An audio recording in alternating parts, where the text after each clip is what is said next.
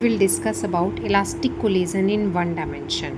Suppose we have two bodies A and B, masses m1 m2 moving initially with velocities u1 u2 in the same direction. One dimension means along the x direction. Suppose collision हुआ, after collision दोनों bodies की velocities में कुछ change आ गया. Now they are moving with their final velocities v1 and v2. masses में change नहीं है, that means masses are m1 m2 as it is.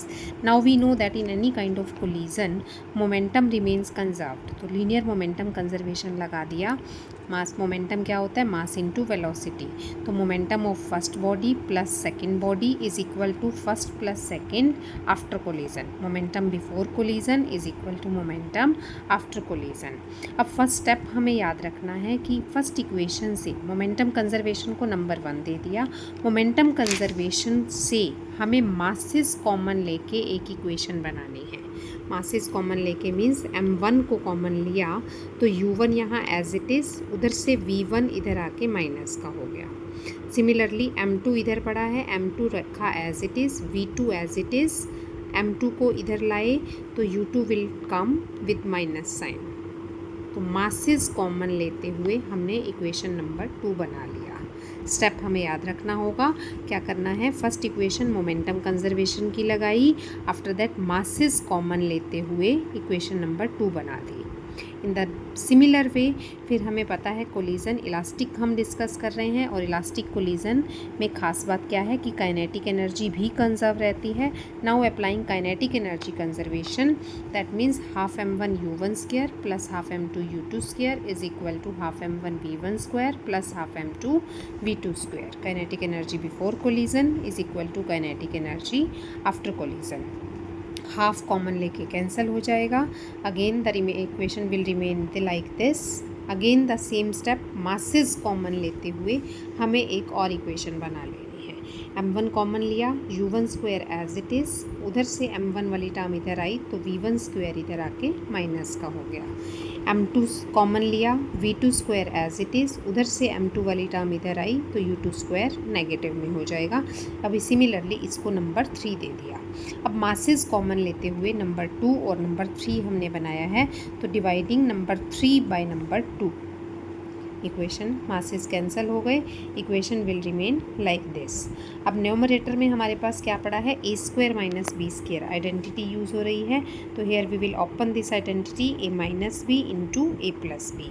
Minus वाली टर्म जो है, माइनस वाली ब्रैकेट डिनोमिनेटर से कैंसिल हो जाएगी और हमारे पास प्लस वाली ब्रैकेट्स बच जाएंगी. u1 plus v1 is equal to v2 plus u2. इसे नंबर 4 दे दिया.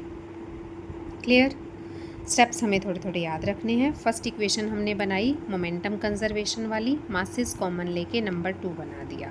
काइनेटिक एनर्जी कंजर्वेशन लगाया, मासेस कॉमन लेके नंबर 3 बना दिया. 3/2 किया, आइडेंटिटी ओपन किया.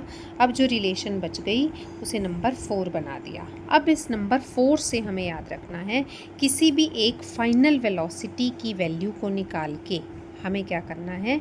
नंबर 1 में रख देना है. किसी भी एक फाइनल वेलोसिटी मीन्स चाहे v1 या फिर v2. तो हमने यहाँ से v1 को एलिमिनेट कर लिया. v1 will remain as v2 plus u2 minus u1. इस नंबर 5 को बिल्कुल starting number 1 equation momentum conservation वाली स्टार्टिंग इक्वेशन में यूज़ कर लिया. अब यहाँ से इसको ओपन किया, ब्रैकेट ओपन किया, सिंप्लीफिकेशन.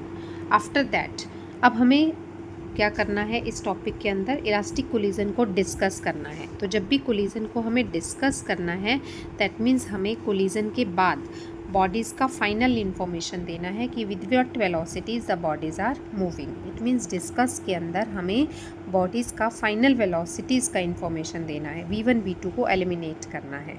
तो v1 की वैल्यू जब हमने यहाँ से निकाली, नंबर 1 में रखी, दैट मीन्स हमें v1 v2 को एलिमिनेट फाइनल फार्मूलाज बताने हैं in terms of initial parameters. तो हमें यहाँ पर क्या करना है? वेलोसिटीज़ को कॉमन लेना है. स्टेप याद रखेंगे. जब हमने एक वेलोसिटी को नंबर 1 में रख दिया तो अब हमें वेलोसिटीज़ को कॉमन लेना है. तो क्या किया? u वाली सारी टर्म्स को एक साइड ले आए, v वालों को एक साइड रख दिया. अब u वाली 2 टर्म्स ऑलरेडी इधर थी, यहाँ से u वाली सारी टर्म्स इधर ले आए. v वाली एक ही टर्म बचेगी v2 वाली, क्योंकि V1 को हमने रिप्लेस कर रखा है, तो V2 will remain in this equation. Common लेंगे वेलोसिटीज़ को, तो U1 कॉमन लिया, U2 कॉमन लिया, इधर V2 है तो V2 कॉमन ले लिया। अब ये स्टेप क्या है, वेलोसिटीज़ को कॉमन लेना है। फर्स्ट स्टेप्स क्या थे, मासेस कॉमन वाले थे, अब हमें स्टेप याद रखना है, यहाँ पर वेलोसिटीज़ कॉमन लेंगी। अब V2 यहाँ से हमारे पास फॉर्मूला बन गया, फॉर्मूला क्या बना, U2 into M2 minus M1 plus 2M1 U1 upon sum of masses. Similar way में अगर हम यहाँ से नंबर 4 से V2 को निकाल के नंबर 1 में रखते तो हमारे पास यहाँ पर V1 का फॉर्मूला आ जाता, तो हम निकाल कर नहीं दिखाएंगे। In the similar way direct लिख देंगे, V1 का फॉर्मूला क्या आ जाएगा, V2 का जैसे याद किया बिल्कुल उसी तरह से V1 का फॉर्मूला क्या बनेगा हमारे पास, U1 into M1 minus M2 plus 2M2 U2 upon sum of masses. Formulas हमें दोनों ही याद रखने हैं सेम वे में। V2 can be written as U2 into, वहीं से स्टार्ट करेंगे, V2 लिखना है तो U2 से स्टार्ट करेंगे, ब्रैकेट में भी M2 से स्टार्ट होगा, तो V2 is equal to U2 into M2 minus M1 plus 2M1 U1 upon sum of masses, and in the same way V1 will be equal to U1 into M1 minus M2 plus 2M2 U2 upon sum of masses.